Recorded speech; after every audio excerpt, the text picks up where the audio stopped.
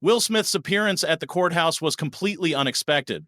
Everyone in the courtroom had their eyes fixed on the prosecution's table when suddenly Will Smith walked through the rear doors. The atmosphere became electric as everyone gasped, including the judge. Until that moment, Will had remained completely silent about the case. There had been no press releases or prepared statements from Will Smith. He had kept quiet while rumors, court leaks, and whispered recordings involving Diddy circulated around the media. Some of these recordings were considered too disturbing to be released to the public. However, something had changed. Perhaps the evidence was piling up against him, or maybe someone he trusted had betrayed him.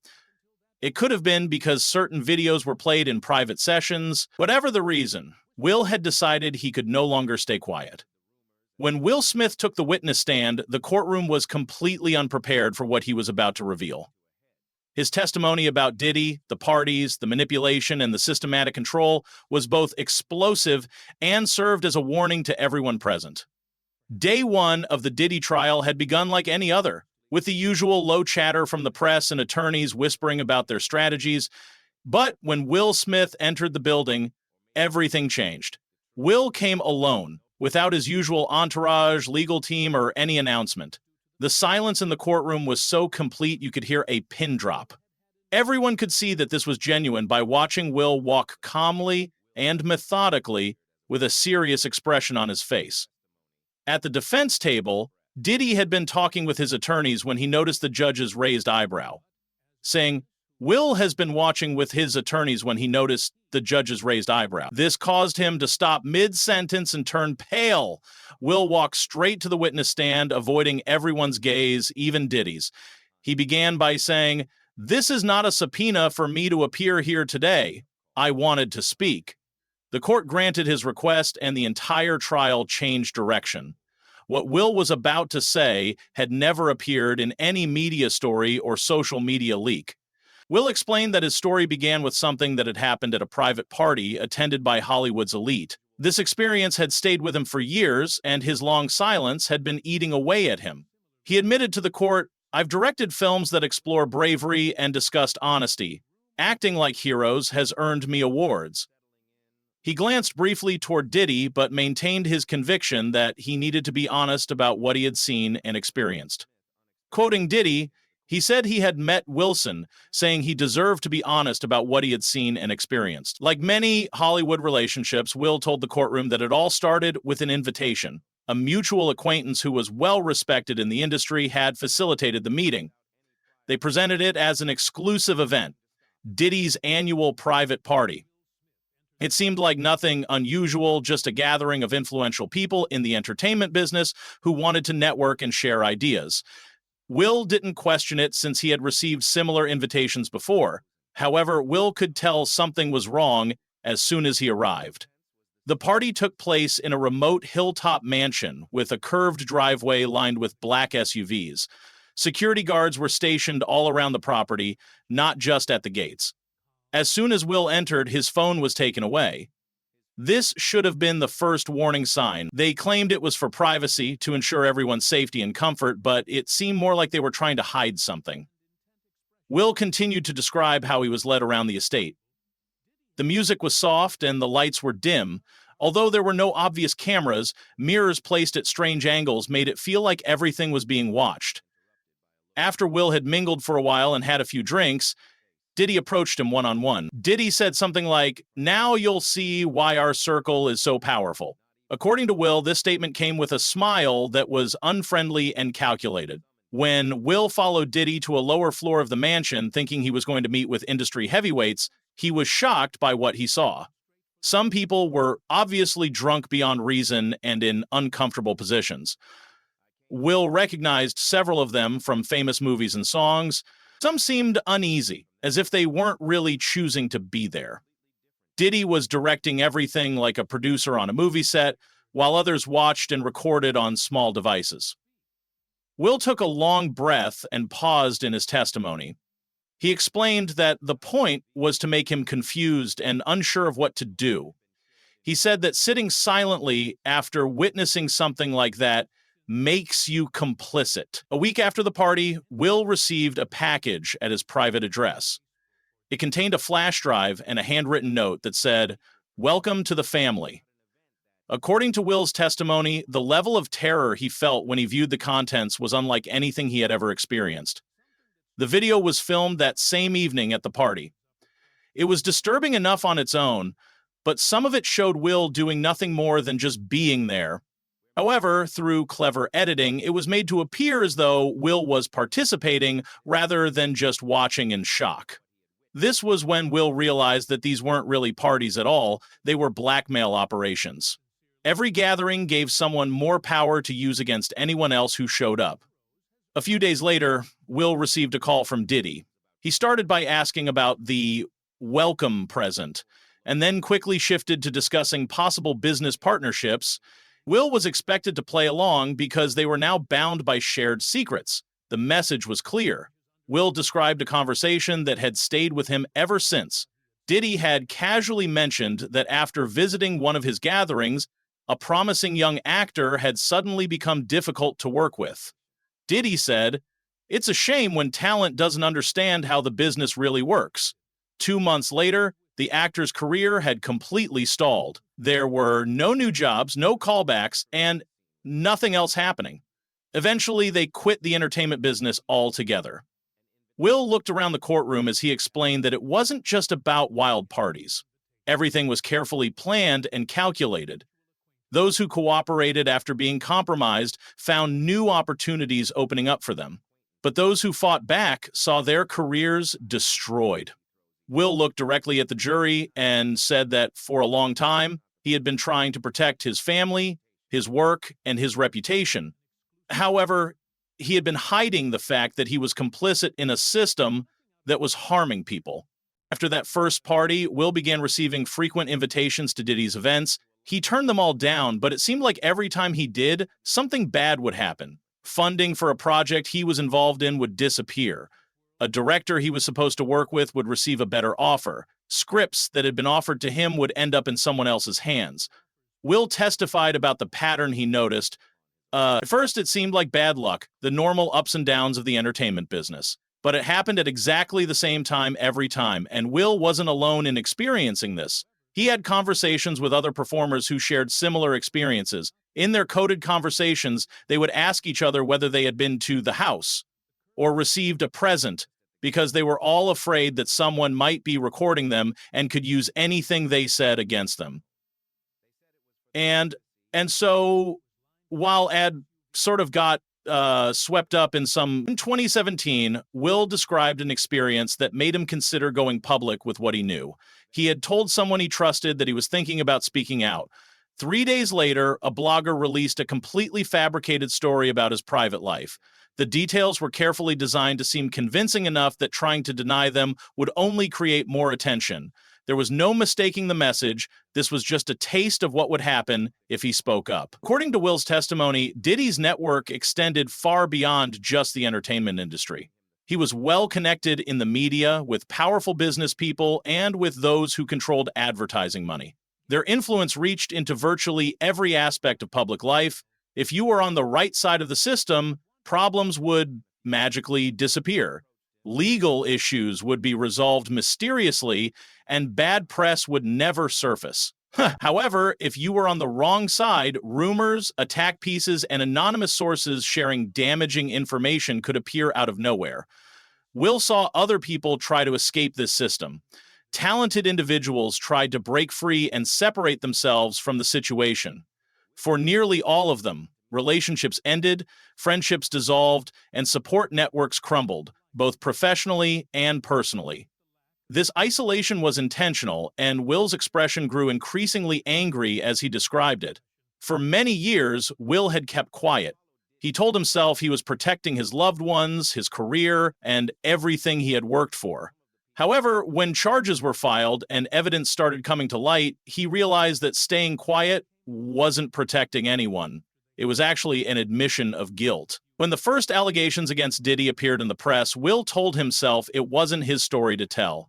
He thought others who had experienced worse should speak out. But then he witnessed how people who did speak out were treated. Their credibility was questioned, and the media attacked their character. Will described the turning point in his decision to testify. A witness who had bravely spoken out and provided details that matched what Will had observed suddenly took back their statement. According to a news alert, they said it had never occurred. The meaning was immediately clear to Will. The system was still working, and people were still being silenced. That night, Will couldn't sleep. He couldn't stop thinking about how many lives had been ruined, how many careers had been stopped, and how many people had been hurt. He wondered what chance ordinary people had when someone as powerful and well-supported as him was too afraid to speak out. The next morning, Will contacted the prosecution team directly. He told them everything he knew, had witnessed, and had experienced. He turned over all correspondence, the USB drive he had received, any notes he had kept, and anything else that would support other people's testimony.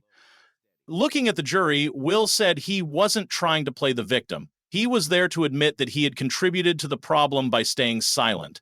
He should have spoken out long ago, and if he had, perhaps fewer people would have been hurt. Then he turned to Diddy with a determined expression and said, "You were counting on that silence. You were banking on the fact that fear would win over conscience." Will seemed to gather his strength before continuing. He mentioned that when the prosecution asked what had pushed him to finally testify, it was the tapes. A former assistant of Diddy's had secretly approached him.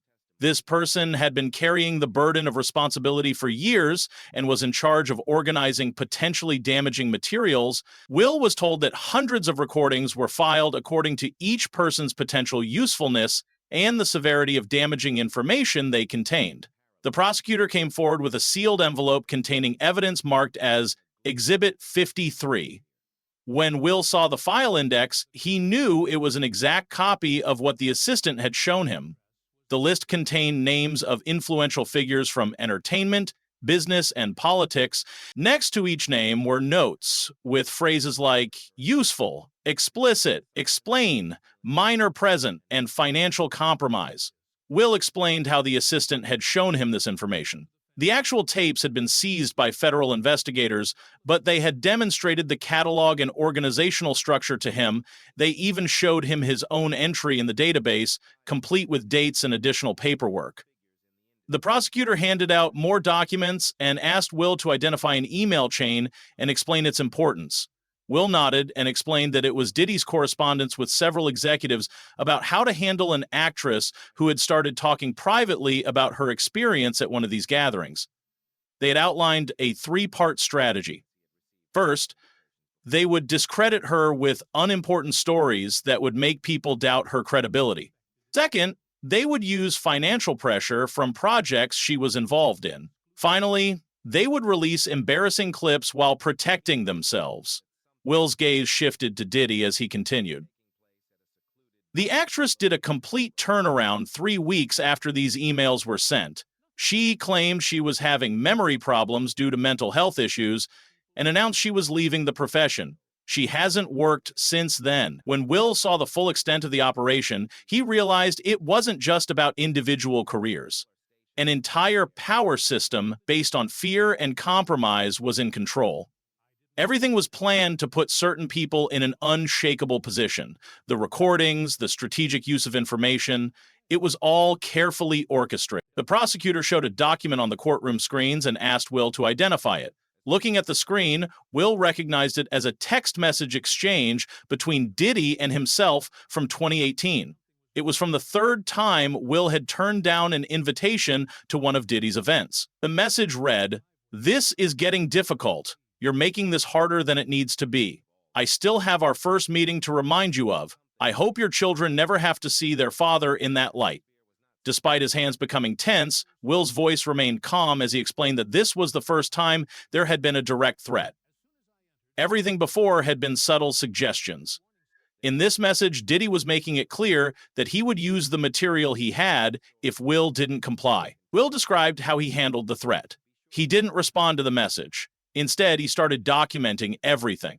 He made sure his home's security systems couldn't be accessed remotely. For his family's safety, he set up separate communication lines. He made plans for what he believed would eventually happen.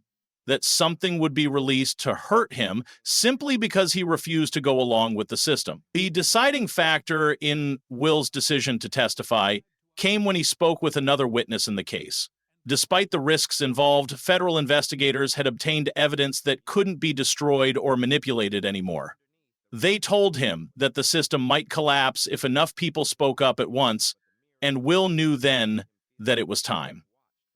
"I am not here because I am brave," Will told the jury. "I am here because other people were brave first. I've come this far because sometimes staying silent becomes more expensive than speaking up.